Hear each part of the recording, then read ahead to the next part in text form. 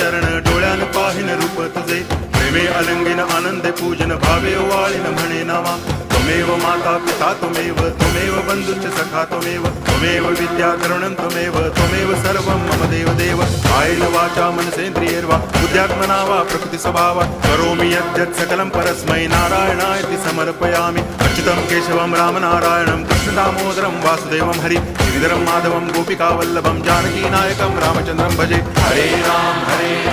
Ram Ram Hare Hare Hare Krishna